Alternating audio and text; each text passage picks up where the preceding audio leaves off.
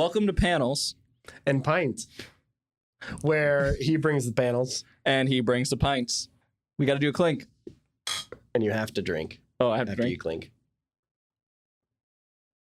Is that an appropriate amount, or was I supposed to drink more? Any amount's fine. I just need to clink. loosen up a little bit. I think I'm a little bit too stiff. I agree. Today we're talking about Superman for All Seasons. It's a book. I read it. Yep. And so this podcast, the goal of this podcast is to be a resource for listeners to listen to and basically see, okay, well, I'm interested in comic books. Mm-hmm. I watched the newest movie or whatever, and I want to know a little bit more about these characters or these stories. I have that obnoxious friend who is me who says, hey, the book was better. Let me show you what the books are. And so it can be daunting walking to a comic book shop and not really knowing where to begin. And so hopefully this can be a guide for you to get on board into comic book literature. So I forced this guy to read a couple books. Yep. How'd it go? I don't have a whole lot of experience with comic books. But you've read some. I read Planet of the Apes. I enjoyed some of the superhero movies. I wasn't as excited about it as other people. But I have a lot of friends back home that are very into comic books. And I figured might as well jump in. Best way to do that is with a friend and a beer. I'm taking a sip again. So you read this book. This book is by Jeph Loeb and Tim Sale. Tim Sale was the artist. Jeph Loeb was the writer. And Jeph Loeb wrote, I think, some of the best comic books of all time. Most of his comic book writing is around the 90s, early 2000s, which is when I was getting into comic books. I missed the early days. Yeah, I was barely in the 90s. I was barely in the 90s. Barely in the 90s. I was barely in the 90s, but the comic books I read were the products of the 90s. Yeah, fair enough. So I probably started reading around 2008. My dad used to read comic books to me, but beyond that, like when I first got into it myself, it was when you first learned to read. Yeah, exactly. Right. So yesterday I got into comic book reading. Yeah, good. And when I did, I read a lot of the 90s and early 2000s works, actually some of my favorite works. And Jeph Loeb wrote a lot of those. If you're familiar with the show Smallville. No. Have you heard of the show Smallville? Yeah. Most people have heard of it or seen it. Yeah. Smallville took a lot of inspiration from this series. And that's why the character of Lana Lang is a heavy presence, ? In more prominent character. Yeah, a prominent character in the show. Lois Lane doesn't show up till like the 5th season because it's almost entirely about Superman's high school years. Yeah, I was very confused. Good. Because there was a love interest of Superman that was an LL. But not Lois Lane. Yeah. Initials. I actually don't know initially when that character came out or when that was an idea, but yeah, it is a little bit confusing that they do that. And then Lois Lane showed up, and I was like, that's not the Lois Lane I'm familiar with. It was more, I'm getting kind of into it, but the Lana? I pronounce it Lana. I don't know that it matters. I'm going with Lana. Lana Lang, I thought was just like a replacement for Lois Lane at the beginning. Yeah, she kind of feels that way. I didn't know they grew up in the same town or whatever. I thought she was the news person. Which she is, but you don't find that out till later. Yeah. And then when you meet Lois in this book, I was like, dang, she is a strong, independent woman. Yep. Lois Lane usually is. That's usually how she's presented. Okay. The career woman, very driven. Because I feel like the movies are more... damsel in distress type. Yeah. Yeah, not so in the book. She's very, I think she mentions it within this book, very investigative journalist, very, what's the word for it? Headstrong and kind of this, I don't want to use the term socialist warrior, but like this activist type character. Usually in the books, and that's usually why she's getting into trouble that Superman usually needs to save her from because she investigated too much into a company or into some deep Illuminati type thing that, well, now they're coming for her and Superman has to go save her because she did something dumb that she probably shouldn't have gone and done. So that's usually how those stories go. And this isn't exactly an example of one of those stories. I actually hadn't read this story before we decided to do it for the podcast. But I was doing some research on it, and then after I read it through, You're taking me through comic books that you haven't even read. So I didn't read much. I don't read much Superman. I'm actually not a big fan of Superman. Oh. But I thought Superman was the best place to start, and I thought this book, after reading it, was like, this is a pinnacle of Superman. There isn't a lot of action in it, which is why I'm a little bit surprised I enjoyed it. Yeah. I'm usually more into the action-packed things. I'm usually into Superman being in space and fighting some space monsters or something more sci-fi-esque with Superman. I'm not familiar with Superman in any way, I found out. Yeah, Superman, they almost never use that for the movies or anything. That's more the Superman I enjoy. Yeah. But this one's a little more grounded. So, what did you think overall? I didn't know. Okay. Because again, my experience is Planet of the Apes. Which is very similar to this, I think. Yeah, it's more heady, philosophical, but also there's some action things in it. So it seemed familiar in that aspect. But I did think it was going to have more action in it. Mm-hmm. But I also had zero frame of reference. Yeah. Yeah. Zero frame of reference. I had nothing. I'm like, I guess this is Superman. Yeah.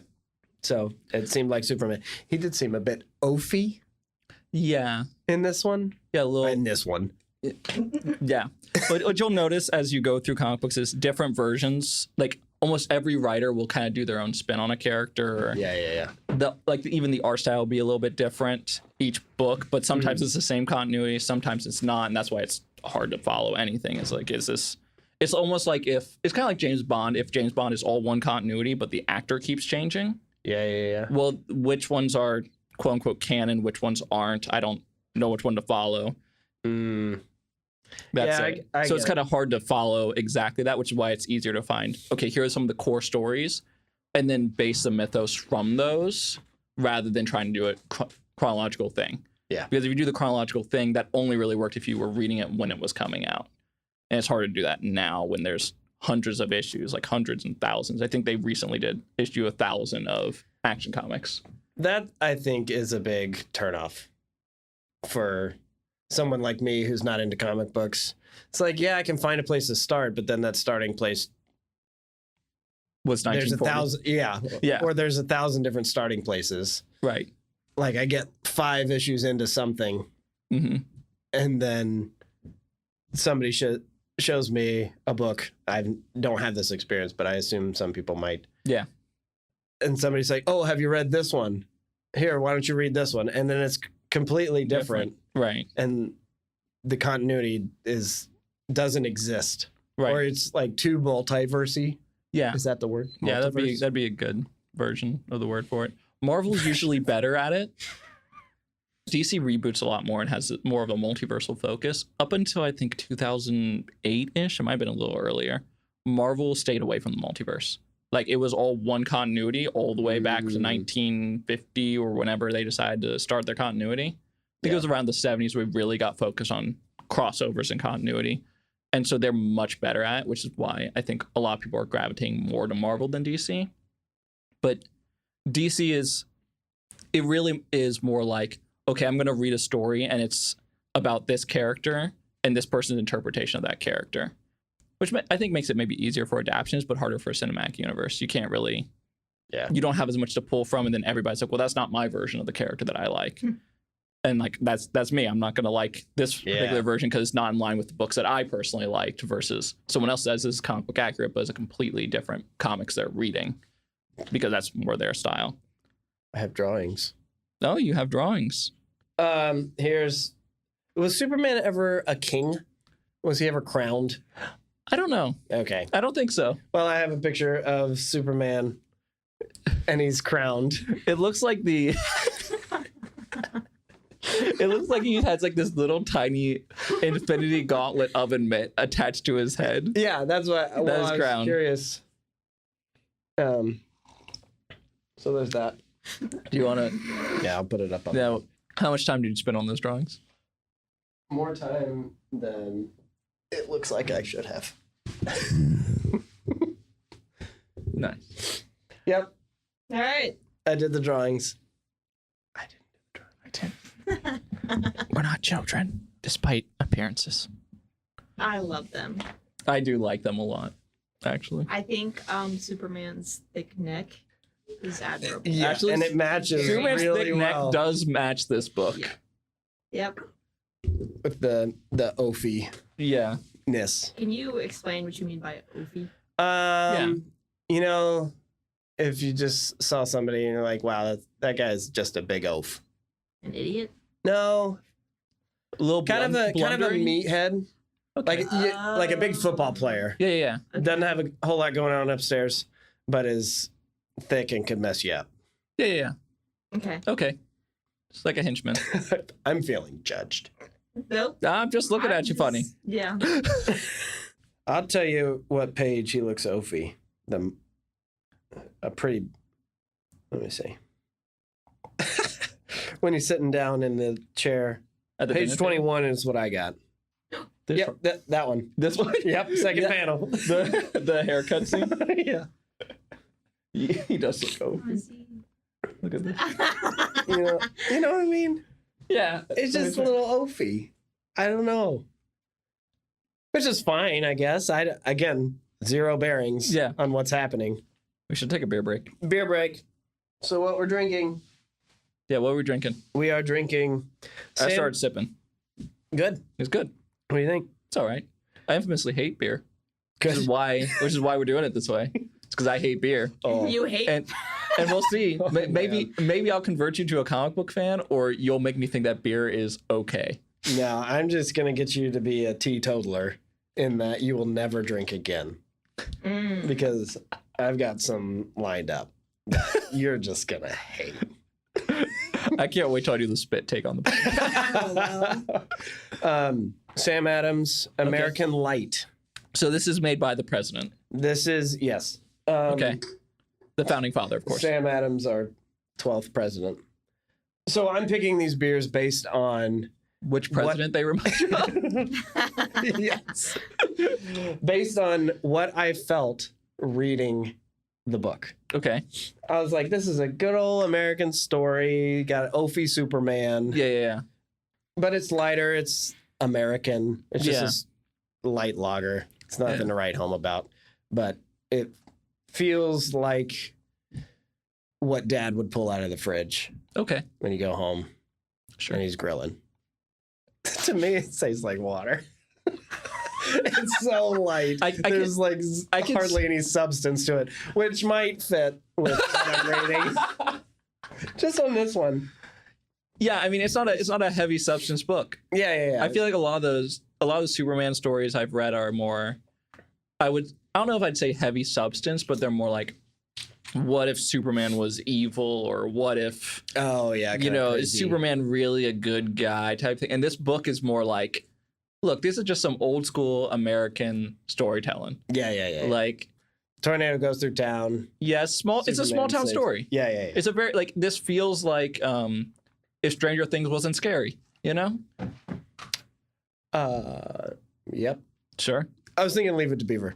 I didn't make that connection personally. But this to me is Superman American Light. Okay.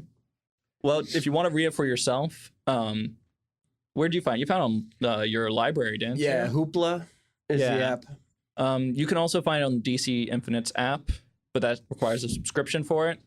I think it's like, I don't know, $8 a month, something like that. And I got a copy of it, a graphic novel of it for about $16 on Amazon. So you can find it that way. Find the individual issues are going to be hard to find. I wouldn't even try to find them. Season? Is Probably each book. Yeah, each of these it's a 4-issue book. That makes more sense. So every comic book. You made me read 4 for episode 1? Yeah. Well, do you want to read each one and drag this out? Well, I don't know. Each issue, an average issue is about 24 pages. I think this one's closer to 30 or 40 for each issue. Yeah. But if you read an individual issue that's 24 pages, you're going to feel like well, we're going to sit here for 7 minutes and be able to summarize the entire story and each page in vivid detail. So, yeah, that's what I did for. Fair enough. So, getting into it, so the 4 seasons are spring, summer, fall, and winter. Keyword spoilers. Spoiler time. Going forward is going to be spoilers. Don't. That's getting cut in to literally a conversation. Keyword spoilers. If you want to read this book for yourself, go to the places I mentioned. You can read it for yourself. But we're going to get into it. So if you want to before yourself and come back, do that. If not, you just want to hear what we have to think, and we can just tell you the whole story. I cannot wait to hear what we have to think. I actually don't even know what I think. That's why I'm so excited to hear what I think. You've never read it, and you're taking me through it? I read it yesterday. Okay, cool. Actually, no, I did read it before, not just not that long ago. But the seasons. Yeah. Starting with spring and ending with winter is very much a lifespan type imagery from my recollection of things. I think so. To where, like, spring, new life, born. Yeah. Summer, something flourishing. else. Sure. Yeah, sure. Yep. Flourishment. Yep. Fall. We planned this out ahead. Fall is like a death. No, it's like one of those experiences where it breaks you down, but you grow from it. Okay, yeah. What am I Raking thinking? leaves. Raking leaves. Yeah, it's a raking leaves experience. Exactly. Like I died every time I had to rake leaves. But then I was reborn anew every time. That makes sense. And then winter's kind of this hibernation or like a more death. Yeah. Old age, getting cold. Yeah. Old people are always cold. Yeah, I do think what's interesting is each issue is narrated by someone else in Clark Kent's life. Oh yeah, I did. And like I really like that element that none of it is from the perspective of Superman. Yeah, that was kind of annoying. Okay. I enjoyed that it was somebody else for a while, but I wanted it to eventually get to him, and it didn't. Well, and maybe that's because I hadn't really thought about this when I recommended it to you, is because you're a new reader.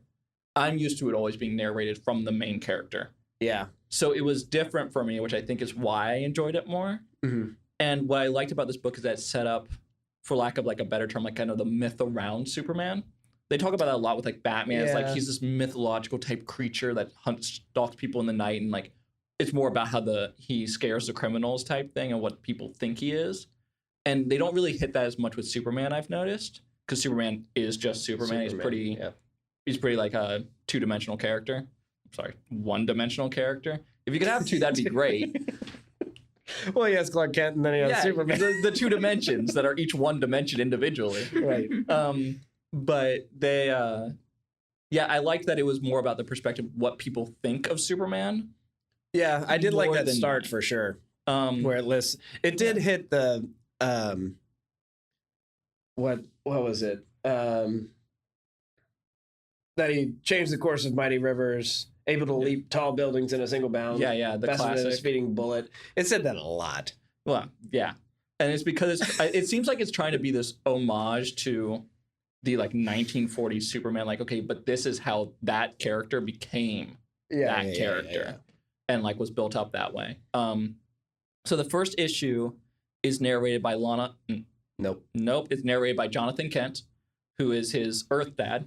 And Earth Dad, it kind of chronicles a little bit of him finding him in the spaceship, stuff like that, but that's over narration. You don't really see that origin replayed. I did get confused at the start. I was like, that rock does not look like a spaceship. I was like, oh, he's not thinking this now. No. This is a... Well, that's good that you figured it retro. out.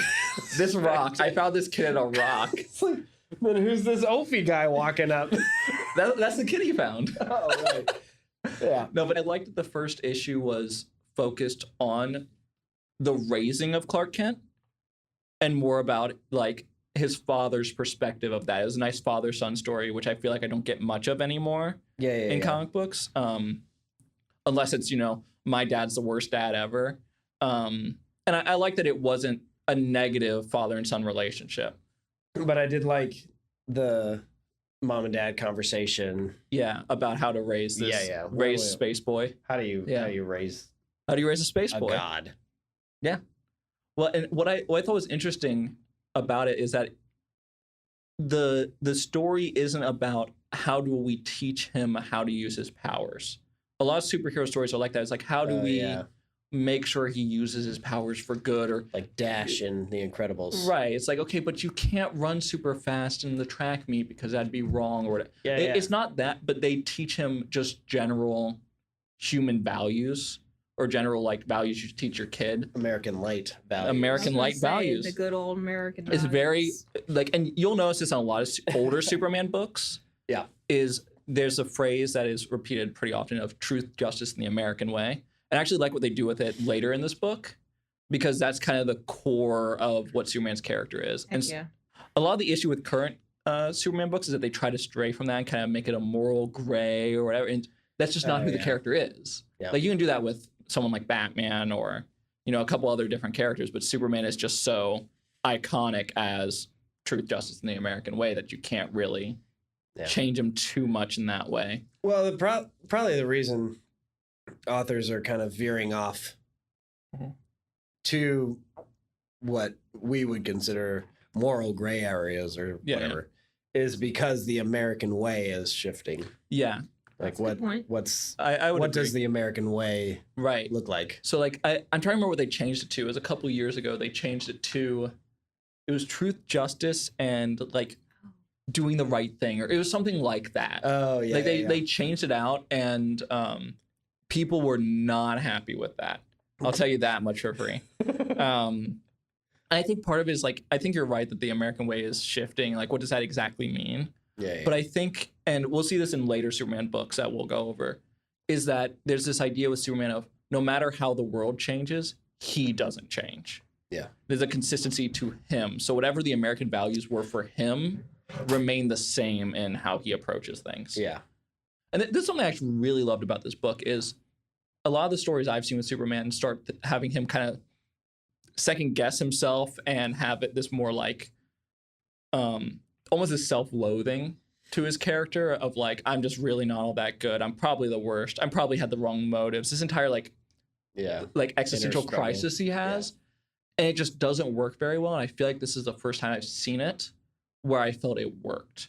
And it was because he isn't questioning whether or not the values he has is wrong. What he questions throughout the book is this, am I actually doing enough to help people? And could I be doing more? Not is what I'm doing wrong or right? Mm-hmm. And I liked that about it because it made it more what I would see as this is what actually Superman's problem would be is I'm not doing enough. I should be doing more. And you should be doing more, a little bit more, Superman. You got the power to change the course of rivers. But, you know, whatever. Like, and you're sitting there writing. And you're sitting there. Stopping wars. Yeah. All right. Well, we'll get into that in another episode. Well, I'm wondering what... So he's an alien. Yeah. Right? Right. Not from Earth. Not from Earth at all. Is where he's from 1940s, 50s America. You mean like Krypton is Krypton like that? Yeah. No. Krypton, so, and we haven't actually gone over anything. Do we need to wait? Do I need to read it? I don't think we will read it. We might. No, the reason why is because that's it's kind of like reading Batman's parents getting killed. It's generally like we get this. Because it's not such a heavy influence on Superman. In that when Superman shows up on Earth, he is literally an infant. So he has no reference for that world. And I've seen some stories that are really interesting that they do expound on Krypton and do some stuff. Man of Steel did a little bit of that, and I really enjoyed that. Yeah. But, and other movies have before, but the idea of Krypton is that Krypton explodes, it ceases to exist, depending on the version. Right. But I think the most commonly held one is that it was mostly hubris. They had mined the resources of the planet so heavily and they just were in complete denial that the planet was dying, that the planet just exploded for whatever reason. Superman's dad was a scientist and was aware that this was going to happen, and he was trying to warn the council and the political leaders of Krypton, like, hey, we need to fix this problem. They're like, what are you talking about? Don't worry about it. And so he created a spaceship to send his son. He tried to find a habitable planet and said, okay, great, I'm going to send my son away so that he can have a life, but we're dead here. Yeah. In Man of Steel, and it was actually a little detail I liked. I don't know if any other story has done it, but his wife, Laura, I think is her name in the books, Superman's mother wants to go with him in Man of Steel. Yeah. And like kind of laments that she's like, I can't go with him. I want to go with him. And Jor-El, his father, says, says basically this idea of like, we've made our bed here. We are products of Krypton. And so if we go with him, we will destroy somewhere else. So we're giving him a fresh start. We can't go with him. It's kind of his perspective on it. So Superman's space influence is very minimal. I see. That makes more sense. He does later learn more about his history and his planet and the culture of it and whatnot, but like almost all his values. Reference for it. Right. He knows that as well as I know comic books. Right. Right. So almost all of his values and his worldview comes from growing up in this Midwest farm kind of culture. Yeah. Kansas. But not Kansas. Kansas and Kansas City, known as Metropolis, apparently. Yeah, I don't. Oh, is that not New York? I have no idea what Metropolis is. I've actually never looked into this, and I probably should. I thought Metropolis was New York and Gotham was New Jersey. I saw Gotham as Chicago because it's usually heavily influenced by the mob and whatnot. It's got that kind of vibe. Yeah. But weird. Yeah, I don't know what's up with Metropolis because in all the stories I've seen, it seems like it's very close to Smallville, Kansas. Like it seems like it's like, hey, we're gonna grow, we're gonna move to the big city. Is there a Smallville, Kansas? There might be. Research? Do you guys want to see what the new phrase was changed to? What new phrase? Yeah. Thing? What is it? Truth, justice, and a better tomorrow. Oh, that's what it is. Very optimistic. Blast off to a better tomorrow. But the new that's where it came from. James Gunn's Superman changed it. He wants it to be truth, justice, and the human way. Yeah, that makes sense. The thing about Superman, I think this is something they did try to shift with him, was they try to make him more of a hero of the world. Yeah. Which just does not track for Superman. Like, I get why they'd want to have him be more of this. Well, because he wants to be more. Because he wants to do more. Right. So he has to be for the world. Right. But the problem is, he's so, like, his character... They've written him into a corner. Yeah, his character is so ingrained in American values. Because Superman was created, I think, 1938, around that time. And a lot of early comic books were very focused on being, I'll call it war propaganda. Like, the very first Captain America book is him punching Adolf Hitler on the jaw. Like, there's a lot of these, like, anti-war, anti-World War II, or even like pro-American. Anti-war. Yeah, I wouldn't even say, well, anti-Nazi, I'll put it that way. Yeah, anti-fascist. Yeah, like it's very heavily so. Like Superman fights Nazis. Like that's kind of what it was. I feel like the only hero who didn't have too much of that was Batman, because it's more focused on like the street crime type character. Yeah. But everyone else, every other superhero was like going overseas and fighting in the war and all that. Like, I mean, Captain America is the pinnacle of it. Right. So like, yeah, that became a more standard thing. So I think that's part of why it's hard to separate Superman from the quote unquote American way. Gotcha. Because he just always kind of has been. Yeah, he also wears. And he wears red, white, and blue. Yeah. Well, I guess he doesn't wear yellow. Yellow. He is white. Does that count? Is there a researcher, a flag that has red, blue, and yellow? I can adjust those colors. Yeah. Jamaica. Because that's not. If you're colorblind, it is. Yeah. I don't see color. Colorblind, then I mean, Superman's for the world again. And then we're in the same. No, gray isn't the color of the flag of the world. For your previous question, there is not a Smallville, Kansas. Huh. However, this city called Hutchinson, Kansas, was called Smallville for a day in 2013. Like, I think to do with the Man of Steel. Yeah. Yeah, that makes sense. What were the colors? That was only 7 years after the previous Superman movie. Yeah. Blue, red, and yellow. What Superman wears. But you see streaks of in this book. What? It's kind of fun. Streaks of what? A blue. There's actually tons. Columbia. Red and yellow. Like that. It's just the speed streaks. Yeah. The panel of blue. What was it? Panama? There's Romania. Romania. Superman is a Romanian. Blue? Yeah. Democratic Republic of the Congo. Well, that makes sense. That makes perfect sense. Superman has always been a hero of the Congo, as I know. 9 countries, I think. Interesting. Yes. Interesting. So none of which are America. No, but we could change the flag in honor of Superman, I think. So all our white stripes are yellow. Yeah, I think so.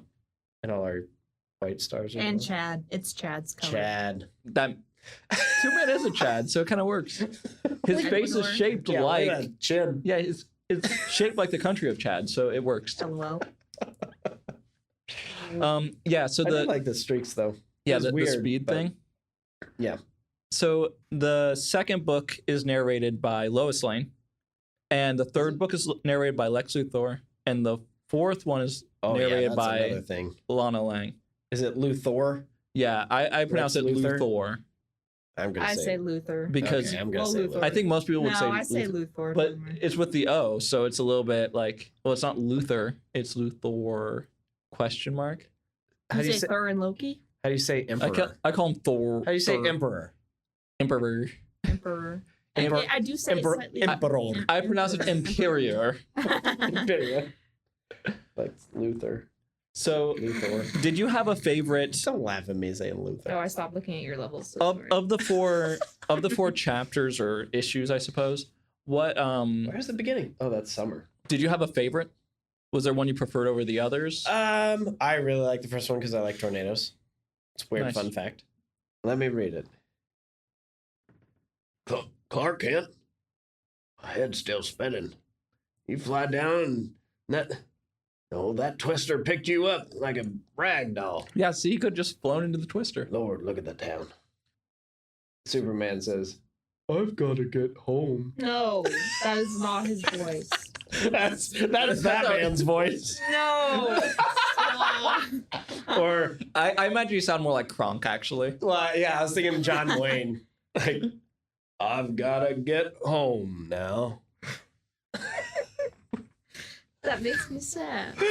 He's a little loafy. I don't know what to say. Leah's favorite superhero is Superman, Oh, I see. which is actually interesting I because say one of them, I he guess. said- I don't know. huh? I guess one of them. I don't know if I have a favorite. He used to be your favorite. Yeah, because I didn't know anything about anybody. That's fair. So he said, I've got to get home. Is that Superman? Can't he just be normal? I've got to get home. Yeah, Is probably that better? Yes. He wouldn't say it like that too. LOL. By the way, is that better? I gotta get Is that home. good? Is that what you want? Yeah, His shirt ripping off was kind of funny. yeah. It's like, The art's very interesting. I don't think it needed to. I did like that the art was very like It's very necessary. as we get into other books, and I don't know how the Planet of the Apes books look, but I liked how simple the art was. It wasn't super contrasty or like an overly like a- amount of lines. A tone. Like this Yeah, it's panel got a is just vibe. like yellow Right. as the base and then Right. colors after Right. on top. It's very vibey. Let me put it that way. Yeah. I do like that. Yeah. Like all the blue stuff with Yeah. Lana. Lana Lang. Never gonna get that right. I really liked that there were callbacks. That one, I love the That's- panels like that. Mhm. Love. I took a couple screenshots of ones I liked. I like that one. I like the. I have a screenshot of that one right here. Tornado one. Yeah. The full screen tornado. It's full screen. I assume it's 2-page. In the Yeah, probably book. is. Yeah. I like that one. That one's Wizard of Oz reminiscent. Something I really liked was that things would get called back to, like a good story does. Yes. It had like similar This framings. guy. I love that one. Him laying on the bed. That's what I was gonna point out as probably my Those favorite were cool. things in the book, and my favorite scene is likely that first book's one. That Where- first book's one. The first book's one. In the first book's one, there's a scene when Pa Kent, believe it's him, I don't remember which one of his Pa or Ma, who is questioning whether or not they're raising Clark right, Yeah. and if they're doing a good job with it or not. I'll find out. And there's a bit where I believe it's Martha Kent who says, do you think he can hear us? Jonathan, you don't think Clark can hear us? And Pa Kent is going like, The boy's asleep. yes. Anyways, his bedroom is clear on the other side of the house. And what I like about the scene is just prior to that being stated, Yeah. they're like talking about how like he just seems to keep on gaining new powers, new abilities, and as you go over to the other side of the house, like the camera moves Yeah, over there there if you there go. was a camera, Boop, boop, boop. and it's Clark sitting on his bed, just kind of like up late thinking the late night thoughts, and he's just like, man, and like you can tell like the way they frame it. I don't know if they have it where how they have the dialogue piece, but it's so that you understand that he can hear it because he's gotten his super hearing. And so he is aware of the conversations they're having. And I really liked that shot. Yeah, is that that might be a comic booky thing to where narration or something not heard by the characters. Right. That's a term for that. Internal thought. I don't know. No, because it's like audio. Like if there's like the narrator. music in the background of a shot, but it's not in the shot. Mm-hmm. But then it could transition to like the car radio. You know what I'm saying? Yeah. Yeah, I mean, they usually where do Box that. is narration and then bubbles are heard Right. in the room or in the panel. Yeah, that was hard to figure out when I started reading. Yeah, did you find it hard to follow the panel process? Because I understand you're reading it digitally, so it's a little bit more streamlined.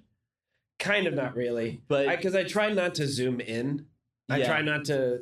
But that you can DC app and stuff will and do then that too, where it zooms in. It heavily. zooms in on the panels. But then you know the order at least, you know. No, the next one. He said Ophi. Look at that. Every time you say Ophi, I think of a loaf of bread. He looks like a loaf of bread. You're not far off, to be fair. But I did like the first time they introduced Lex Luthor, or that Superman meets Lex Luthor. I'm not gonna get. You're gonna have to accept. Lana and Luther. I didn't name them. Lana. Okay. Lana. All right, Mr. Kentucky. The first time they met Mr. Luthor. I like that Clark, or I guess Superman, when he talks to him, the first time you see them on page together, the dialogue box or like the dialogue bubble has icicles coming from it, and all he says is Luthor, and I like that. Oh. Okay, before we get to that bit, Okay. I just passed by trying to find. So Streak. Yeah, Streak panel. That went right through that boy. Straight through the boy. And he says, wow, cool costume, thanks. Because he was about to fall off the roof. Yeah, because he was losing his hat. Yeah. Kids. This kid named Superman Trevor. Yeah. Saves the hat, gives it to the little boy, Lets him fall. and flies away. He leaves it on the roof. Yeah. Leaves him on the ledge. Yeah, he's fine. He's fine. No, but what does Superman say when he gives the hat back? Are you ready for this? The kid says, wow, cool costume. Thanks, Superman says. Wait for it. Not thanks. My mom made it for me. All right, he's kind of fitting that thing you're saying. Yeah. He's Ophi? He's kind of becoming like I mean, loaf of bread, okay. you know? Okay, Whole so it's we're into summer. Yeah, which is Lois's narration. Where I like how she's moody. She's very somehow optimistic and cynical about Superman at the same time. Yes. And it's very. I think that's what I meant by moody. Like I think. That's what I'm gonna say. I mean. I think it was interesting because it's like, is this a flaw in the writing? Should I read it that way, or is like, is this very intentional? Of stop showing me panels as I'm talking. I'm so sorry. God, it can make me laugh every time because the face you make with it is so good too. But No. The art is gorgeous. Can I just say that? I really do enjoy the art. Yes, No joke. but sometimes you're just like, what? Sometimes, man. So He's a little cheeky. He looks like the baby Gerber. the Gerber baby. Baby Gerber. Yes. Okay, sorry. I'm looking for ice. Oh my Or god. Superman. I'm sorry, and Dylan. Would you like me to pull it up? Oh, it's okay. Luther and the Oh my same. god. No, I'm not sorry for me. I'm sorry for us. No, dude. Because I'm not the one pulling out the low faces. Oh, I see. Yeah, the ice on the very first time you see Superman say anything to I did Lex not. Luthor, it's that. I did not see that. I as think I ice. noticed it when I read it, and I was like, "That's weird," and then moved on. Yeah, it's to be icy. I Interesting. see, But yeah. what I love about how they build up the Or Or characters, sharp. I feel like they built the characters around Superman more than I feel like the movies would. It's more focused on Superman. Yeah. And so like Lex Luthor, you have this like a mythos around him before you even get introduced to him. Because Superman's friend Pete talks about like he's like, man, he's the guy at the Peter Parker. Yeah, Peter Parker, of course. His high school friend Pete is very Oh yeah, he was optimistic until he wasn't. Yeah, he's very like, after high school, I'm gonna go to the big city and make a bunch of money. I'm gonna be so famous. I'm gonna have a great. And he ended up being the only person in his friend group who gets stuck in his small town of Smallville. Yeah. But when he talks about Lex Luthor, he talks about him like he's this god figure, like he is. He's this millionaire who's done all this for the city and built up the city, and he's great. And like you hear people talk about him throughout the story. Yeah. But then when you get introduced to him, the first time you see Lex Luthor, it's all him already hating Superman. Yeah. And what's core to Lex Luthor's character is that and I feel like the newer movie looks like it's more like he's just jealous of Superman and very well aware that he's jealous of Superman. Lex Luthor usually isn't aware that his motive is that he feels like jealous of Superman. Like it's not that he wants Superman's powers or anything. It's a matter of status. He feels as though Superman did not earn the position he's in above him. Not that he's in a position above him. He's an alien? Yes. At least it seems like it. I feel like that would kind of inform. Right, but I think it's this thing of he's jealous of the praise Superman gets because he feels Superman didn't do anything to earn it. It was given to him.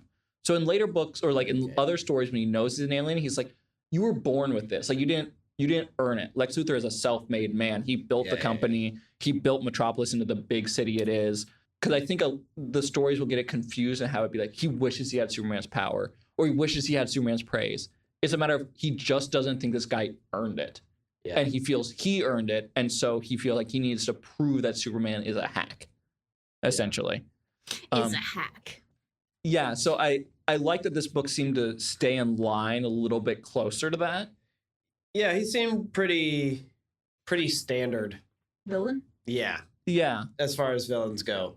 He's like, I don't like this guy, but I think I can do a better job of it, but I also want to get rid of him. Right. Is that standard? You didn't feel like he didn't have deep motivations. It was more. Yeah, I don't think I got the whole he didn't earn it thing from this one specifically, but the kind of the motivation. I can do that. I've built this empire to be able to protect these people. I can do it myself. Get the heck out, Superman. Yeah. Mm-hmm. Stop doing my job. Yeah. Essentially. Yeah, I can see that too. Because you haven't gone through all the red tape that I've had to go through. Right. To get things done. Yeah. So there's a plot point in this where Superman saves this woman from a fire, and Lex Luthor has these drone things, I guess. I don't know if they're man suits or if they're drones. I think they're drones that are protecting the city for him, ? But then Superman just feels they're not as effective, I suppose, because they're not really saving people. They're kind of putting out the fire more. And so Superman saves this woman from the fire, and she becomes obsessed with him pretty quickly. But Superman doesn't really get to see this because Lex Luthor wastes no time kidnapping this woman and putting her in a room where every screen just has footage of Superman having her eyes peeled open. Oh my God. It's so dark. I love the art. Like I feel like it's so sudden too. It's like, Superman, I'm jealous of you being being so famous, and then 5 seconds later, I'm kidnapping this woman. Yeah, and a lot of those the panel on the far left, I'm not sure about the other ones, but that one's the very first appearance of Superman. That's the cover. It's a recreation of it. Yeah. So I thought that was pretty cool, that little insert. But like the rest of them might be iconic moments that I'm just not as familiar with, or just might be generally Superman saving people. Don't do it. No. Look at that neck. Look at that neck. Holy. But he kidnaps this woman, and then, and I thought it was an excellent scheme from Lex Luthor, although still a basic Bond-esque villain. He, in the very next book, when it's his narration, he describes his relationship with the city as a love story.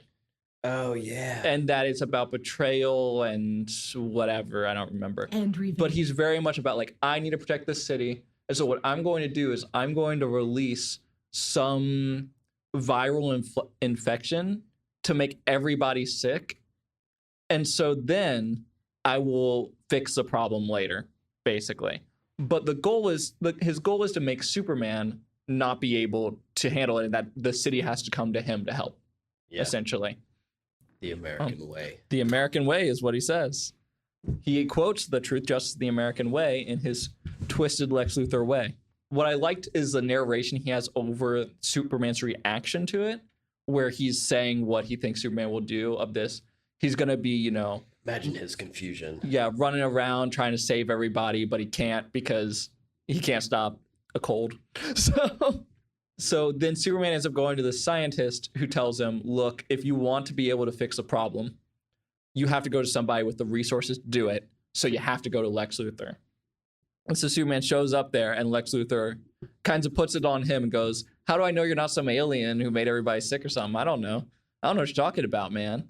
Oh, leave me alone. Before he gets to Luthor. Yeah. He talks to this lady. Yeah. Who's in a hazmat suit. Yep. Do you know who this lady is? Nobody. As far as I'm aware. Okay, just some lady. Just some lady. That he can talk now, to. the building that he goes to, the laboratory, Star Labs. Yeah, I don't know what that is. Shows up a lot in DC Comics. It is it's a laboratory that ends up specializing with what they call metahumans, which is their, mutants. Their copyright safe way of saying superhero, because there's copyright issues with the word superhero, or there used to be. I think they recently changed that. My goodness. Both Marvel and DC own the trademark, apparently. It does look like an acronym. Yeah. I don't remember what STAR. I don't remember what it's for. It is for something. Research. Sounds good on the I last think it was On the last one. it might be, On but the first one. it might not be. Super Tech. Awesome research. Awesome research. Yeah, Super I think Tech awesome research. that's what it stands for. Labs. Star Labs. Oh, Super yeah. Tech Awesome Research Labs. Sure. Yeah. So he talks to her and says, Do you want to "Yeah, know is what it is? No, I'm leaving it. That's what it is now. Canonically for this podcast I'll find out. is Super Tech Awesome Research Labs. Yeah. Uh-huh. And then she wears whatever her getup is, Yeah. which I can't really tell if it's supposed to be like. It's like a hair metal. Just your basic scientist. Yeah, your basic science. Well, it's because what happens is after Lex Luthor does this, he creates the cure for the sickness he created. Yes. Or he put out in the air. And he uses this scientist lady because she has some background in this. I don't remember the exact science. She's a biologist. Yeah, she's a biologist. Biochemist. There we go. And so Lex Luthor goes, hey, do you want to help Superman? So the screens he's showing her is to convince her that Superman's the best and kind of further that obsession. And he goes, well, you can help Superman by curing this illness, basically. And so he uses that to then have her show up in some getup and names her Toxin. What a name. Yeah. And then Superman, Just call her Britney Spears. and then Superman's like, okay, give me the cure and I'll take care of it. And Lex Luthor's like, no, you have to carry this woman across the sky and let her do it. Which is a very interesting panel because not even Superman got that handsy with Lois Lane earlier when he's flying her around. It's a bit low. It's a bit low. I'll say that much. What happened? I thought it was a nice Kansas boy. What happened there? Well, I don't know. And then, Joe, do you want to tell us the twist of what happens after she saves the whole city? Yeah. You've done a terrific job, Toxin. Really? Oh, you can't know how much that means to... Miss Vaughn? Toxin! Her heart, it stopped. And she just freaking dies because She Lex dies. Luthor's just a piece of crap. My medical staff will handle it from here, Superman. I'm pretty sure she's dead, dude. oh well. Poor thing. Do we? Overexposure to the very virus that she cured. She will be missed. A true hero. So Superman killed her. Yeah, Superman did it. It's all Superman's fault, obviously. Luthor made. That's why you can't say it like that. Luthor, yeah. Made Superman kill her. Kind of, I yeah. love that. Yeah. And what I really like about what's really cool, I think, Jeez. so Superman has a headquarters in the comic books called the Fortress of Solitude. Crystal Palace. Crystal Palace. Not the Premier League team. Correct. It might be the same, actually. Might be. I'm not sure, though. And Lois Lane mentions in her book that, like, does he have some Fortress of Solitude he goes and hides at or whatever? Like, what's the mysteries of this guy? I like that his Fortress of Solitude is going back to his mom and pa's house in this book. Oh, yeah. Because after this event, he goes home and his parents are like, what are you doing here? And he goes, I think I need to stay in small. Yeah, because Lex Luthor says, "Get the heck out of my city." Yeah. I do love that you see the age of the dog. Oh, I Through didn't even the whole notice that. year. That's very cool. You have a very spry dog At the beginning. and then you have Yeah. an old soul at the end. I do like that. But then Superman goes home and is like, "Hey, mom and pa, can I stay here? Like, I think I need to stay home for a while." Yeah. And that leads into the last book, where in the winter, which is why I said hibernation, question mark. Okay. Yeah, I got you. because there's a fall. Yep. Fall. Yeah. Dead scientist. Dead scientists. Biochemist. Biochem. Yep. Okay. A biochemist. And then he goes, "Oh, I'm gonna go hibernate, like a big polar bear." So when he goes back, he gets reacquainted with Lana Lang, the high school sweetheart, who is totally, may I say, smitten with Clark even still. There is this, I mean, both and. maybe. I feel like Clark shows it less, but it seems like he's a lot more in his head than caring about that. Yeah. Like he cares about her, but not in a relational sense, but it's not on the forefront of his mind. It seems. Because in the first book, at the end of it, he reveals that he has powers to her, and she thinks she's about to get proposed to, and doesn't happen. And he's like, "I'm gonna go move to the big city and save the Well, world." he does ask her to prom. You remember that part? I actually do not remember that part. I don't know how I don't remember. You know why you don't remember that part? I'll tell you. Is it because he runs away? Because one of the The one of the photos scrapbooks? in the photo albums, and it says prom night underneath of it. That's nice. I didn't even notice. And mean. Wait, do I not have that? I don't even remember seeing that. Oh, I don't know. Does my version not? I can't zoom in on it. What page is this? 5 on mine. Of the very beginning? Ophi. You know, it's probably. Player. Dude, I don't know. That's interesting. I don't think It's I ever literally saw at the that. beginning. It's credits and stuff. Dude, Boom. I Boom. do not have this. Oh, Which means in this printing, okay. and the one that I read online was not the same. string does not have it. peas. You got I don't have any of those. and Superman is not having the peas. That's very cool. He does not like it. Nice. Shelby's bath as a puppy. So Shelby the dog. Which version is the oldest, or was the first? I'm gonna go with probably. I feel like his because it has more. That's director's cut. It also has the old DC logo on it, not the newer one. So I Interesting. Why think would they it's. take stuff out? I don't know. Well, I don't know. Rusty's nap time. Is that Shelby's dad? Question Maybe? mark.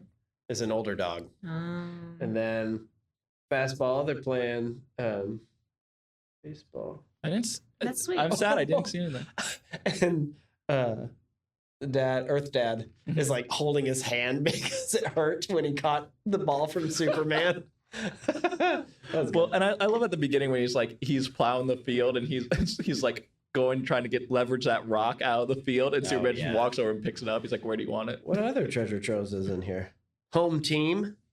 So he was on the Smallville baseball team. Son of a gun. That's why they won so much. Swimming hole. It's Pete, Lana, and Clark. Yeah.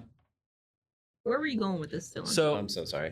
what I was gonna say. the Prom night, proposal. yeah. So yeah, he doesn't propose to her, and then this sparks her leaving Smallville and trying to, I guess, go find herself. I'm not really sure exactly because they don't really dive too deeply into it. She's just like, I kind of want to get away from Smallville. Yeah. And there's a point early on in the book, it might have been the second one, when Clark comes back and he talks about how he's like, in Metropolis, I don't really fit in because that's just not home for me. But I come home and everything's changed and it doesn't feel like home either. Oh yeah, Because I'm not. She's gone. Yeah, and she's gone. So in the last book, during the winter, they get to hang out, make snow angels, and talk about whatever life, I guess. They meet back up with Pete, who is very upset at them for not only going out and living his dream, but having the guts to come back and show their face afterward. Yeah, He's not happy. Who's Pete? Pete is Clark's best friend. from high school. Yeah. Oh. It looks just like a high school friend to me. Yeah. So it's one of the three. Yeah, that they're always the hung out. trio. Yeah. Harry, Hermione, and Ron. He's the Ron From Blade. from Blade. Right. Mm-hmm. Yeah, and they are the leads of the Smallville show, is the three of them. Oh. And Lex Luthor. So it's those four as the main characters. Yeah, well, Pete no longer has his Gudja, his elephant. No, he doesn't have his He elephant rubs. anymore. Yeah. But the guys playing cards are still there. Well, Except one. Wait, is Pete redhead? He is in Man of Steel. In Smallville, he's played by an African American fella, which is kind of interesting for every other version of him in Smallville, Kansas. He's a redhead in the movie in Man of Steel, and he's the guy who kind of bullies him towards the beginning of the movie, and who he saves from the water when the bus falls in the water. The reason why I ask if he was a redhead in this book is because then it'd be like the two closest people to him in high school are looking exactly the same or very similar to the people closest to Clark Kent in the Daily Planet. Oh, I see. Jimmy Olsen, Yeah. who's not in this book. I don't know, Jimmy. Yeah. We'll get to Jimmy. Okay. Jimmy's a huge part of Superman lore. Oh, okay. So, Yeah. but he's not featured in this book. At least not I noticed. So anyway, when he goes back to Smallville, he gets to talk to Lana a little bit. And then all of a sudden, there's a flood. Yep. And he feels like, you know what? I gotta go save the day. The showing up of probably one of my favorite characters actually in this whole thing. Yeah. Is the sheriff. Yeah, who's just like, He's just doing his freaking job. because he shows up to their house Yeah. and like in the middle of nowhere. And it's just like, hey, a lot of us are going over to the church we put up cots there to hang out.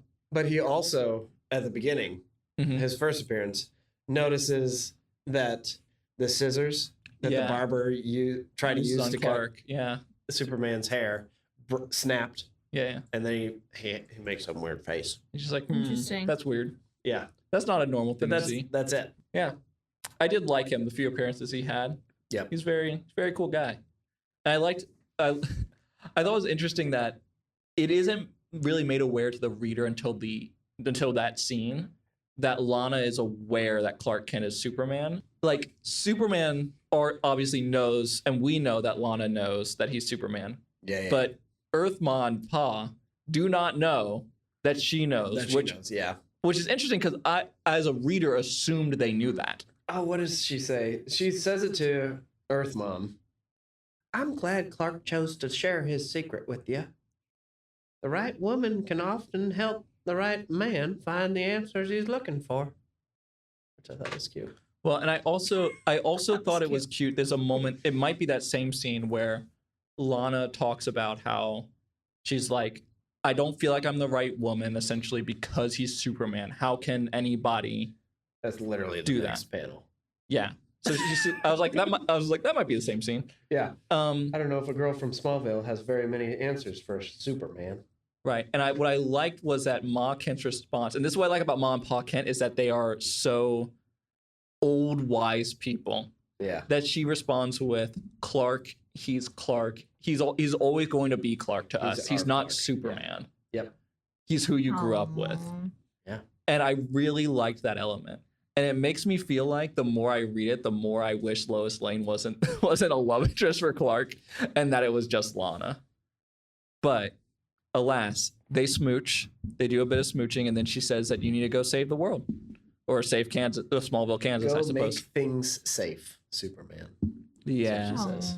And then he goes and helps people who are, about to drown stuff. And stuff. Stops debris, does all that. And then Pa Kent falls in some water and nearly drowns. He saves him. I actually thought this story might have him die in it. But Does Shelby die? no, because he No, goes and Shelby saves the doesn't. dog He too, gets the because dog, that's how yeah. much of an old-timey American story this is. They has to save the dog too. Yep. Aww. And then everybody's like, and then the pastor of the small town at the gathering at the church just goes, thank God Superman was here. How convenient. How convenient. Like, oh, this was perfect timing. I did like this panel after, well, kind of during the pastor's speech, and it's kind of people from the town. Yeah. And then you see the sheriff, and then you get Earth Mom and Dad, then you get Superman. Who's like 10 feet taller than everybody. Yeah. I like that. Yeah. And so then it kind of ends with him going back to, he goes back to the Daily Planet. In I think at the beginning of that story, Lois, we get a couple scenes of Lois who is like, how did Clark Kent know to leave town and take personal days when there's no news here and Superman just disappears? And then when he comes back, he writes an entire story about how Superman saved Smallville, Kansas. And she is furious about it. She's like, how did you, whatever. And his boss says, Perry White, who's the editor of the Daily Planet, says, I wish more of my employees were like you and gave me a front page story while on their days off. Oh my gosh. And Lois is like, how? I think that, I don't know, Lois. Can I say that for a second? I think that is, that character, the redhead in the background, is Jimmy Olsen, who is a photographer for the Daily Planet and becomes best friends with Superman, but not Clark Kent, ? And then at the end, that dumb kid falls off the roof again. Again? Yeah, he keeps doing that. I think this is the third time. No, actually, to save a cat. Does he fall on the second time, or does he just outside and Luthor's drone says, get back inside?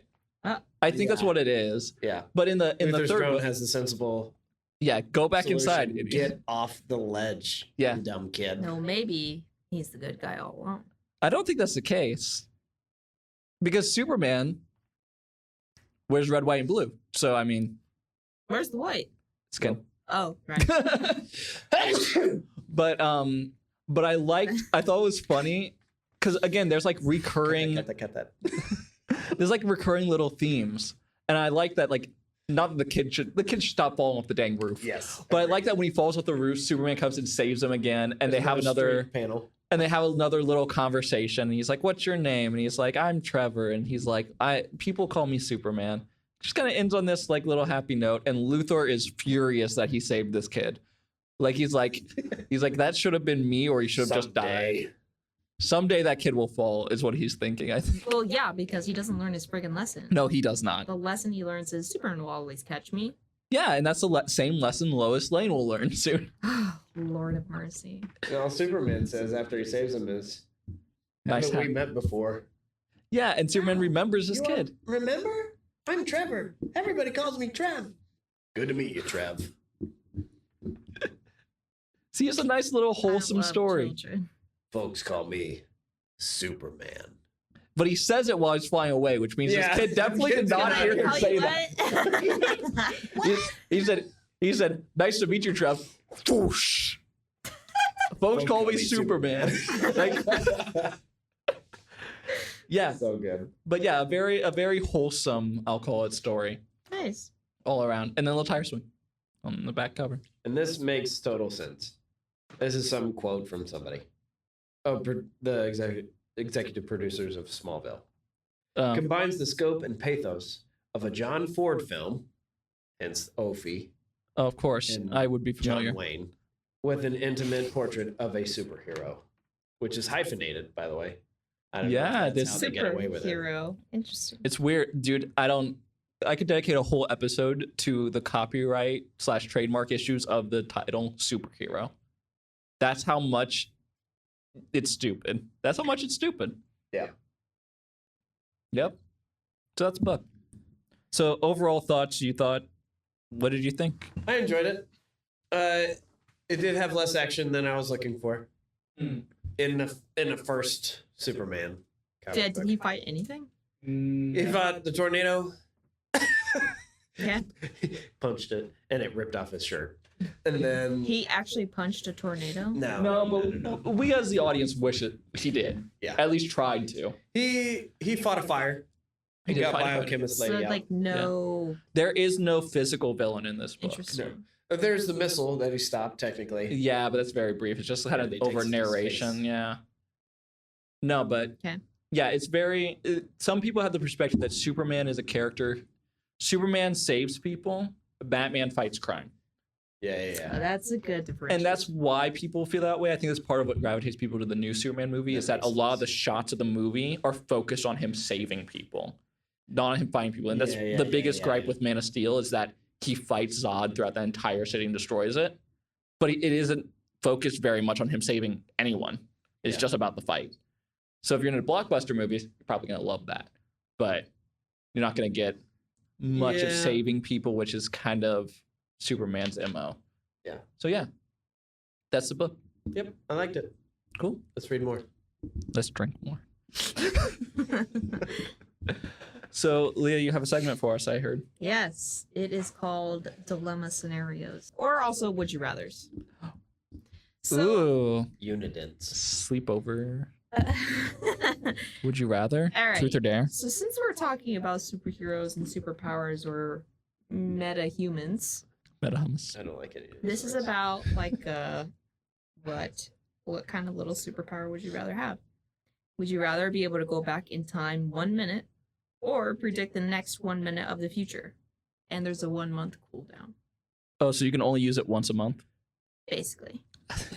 I guess we'll say every 30 days. Because then that'll... Okay. Will it change my mood? That depends. I mean, you'll be sentient if you do it. Like, you'll remember. I suppose it's just once a month. But does once a month, do you... Not to be that crazy nerd that I am, but like, if I go backward 1 minute, is there another version of me that's 1 minute ahead of me at all times now? And each time I do that, does it create multiple of me? And if so, is there a way for me, all of the minute me's to interact? Because if so, I could create You had me up until the... No, minute me's. Minute me's. That's what I'm going to call them. I mean, it says predict the next 1 minute of the future. Okay. I guess that would mean you know what's going to happen, so you can kind of prepare. Yeah, but... Rather than... Well, if you Is go that back a alternate? minute, is that similar in that I'm... Oh, I guess it would be on me versus my reaction to a Mhm. situation. So if I'm So it could going be like, back in oh. time, I'm going to change what I do. Yeah, you have in the power over situation. So what you could do is like, oh, I'm going to go talk to this person, and it could be an iffy conversation. Let me predict in the future. but in if a it's minute. only a minute, if the conversation goes any longer, you go back to the middle of the You gotta conversation. start with your whatever. You have a timer going off, and the moment the beep happens, you just go back. I'm sorry, what did you say? But if you can see forward rather than going back and changing what you do, if you see forward, you can, I don't know if it's really adjusting what you do. If you go back in time. No, No, if you preparing see yourself. forward. Yeah. I think I have my vote locked in. I know what it is. I would go back. And the reason I would go back is because that means Because you I want get, your Minutemen. well, that's well, of course. But if I can't have my Minutemen and I have to just sacrifice them, I think I would prefer to go back because I get to take 2 attempts at something. If I can see forward, I can only do 1 attempt at the situation. Well, no, that's still P2. Well, it depends. No. Like, if you like how it goes, then you're like, okay, I'll do this. But if you're like, ooh, that went really bad, then I'm going to try Yeah. something different. I don't know. I feel like if I could see forward, I know a potential way it goes or a way it's currently set to go, but I can change it versus I do the situation. I technically, at least I I'll see feel that. like I have control over the situation. And then I can just decide, you know what? I didn't like how that went. I'm going to go back. Yeah. See, I think I'm the opposite. I'm no regrets. So you want to see 1 minute in the future and then I just wanna be see like, 1 I don't minute in the regret that at future. all. Yeah, I never change what I'm. No, you don't. I never change the future minute that I see. I just go headstrong into it, and then we live with it. I like that. Yeah. That's an interesting Good way to man. look at it. Good man. I like it. I think I'd probably in No this one asked you. hypothetical- I didn't say that. Anyway, I think I'd like to for my own mental capacity, I just want to see what the future would hold and not redo something, because I'd be like, man, what trajectory would my life have if I just kept the first decision I made. You'd be second guessing yourself even more if you went back and changed something. I think so. Oh, see, I feel like I have a no regrets mentality on that. If I go back and change it, I'm like, I'm content with that. Yeah. I decided what I liked. I had 2 options and I picked the one I liked. Because, sometimes I might go back and just decide to keep it how it was. If you've been to an eye doctor, you'd understand. Oh, I think he has been. He has glasses. I've never. Never have I ever. Is that the game we're playing? Yeah. Never I. End of segment. End of segment. Okay. Got a pop quiz for you. Okay. Yeah, it's tough. It's called Real or Fake.